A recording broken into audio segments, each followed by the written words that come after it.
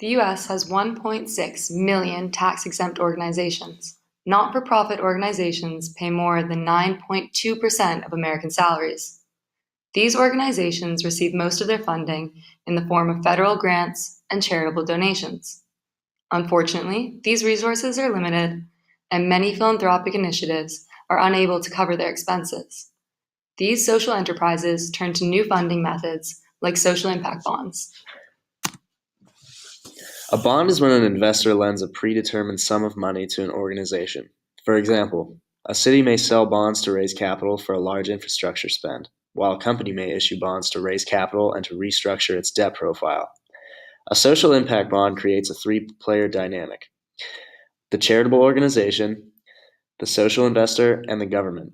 During the transaction, the social investor determines a bond sum with the government. The social investor then funds a charitable process that promises a tangible amelioration for a specified group.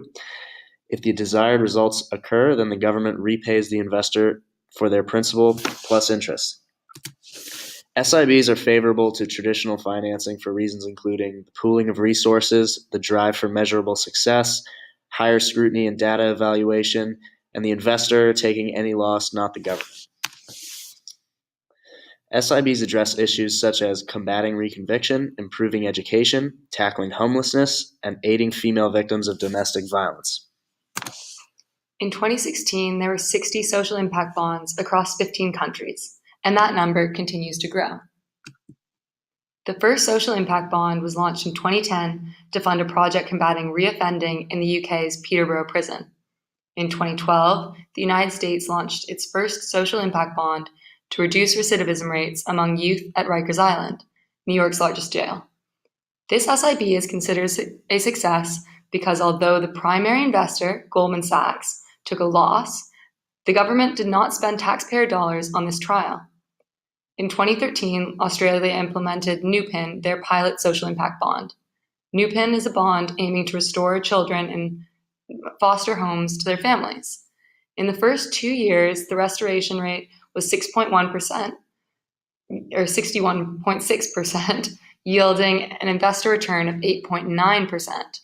In 2017, the US introduced its first environmental impact bond to construct an environmentally friendly system to manage stormwater runoff in Washington, D.C. Currently, SIBs require comprehensive legal teams and compliance checks, incurring large expenses. The combination of different actors' optimization problems into a single algorithm creates a computational sustainability issue. Social impact bonds can be represented by an optimization problem with budget constraints, time constraints, and political constraints.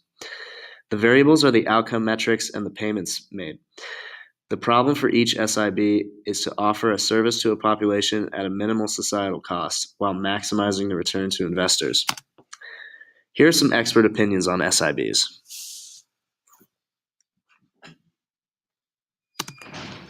As the market for SIBs matures, negotiating SIBs will continue to become more streamlined, and the time to develop an agreement will decrease. The costs related to lawyers, intermediaries, and evaluators will become integrated into the government's social optimization problem. In addition, the development of larger funds and rate card systems will also help reduce transaction costs, making SIBs a more profitable, versatile, and widespread form of investment.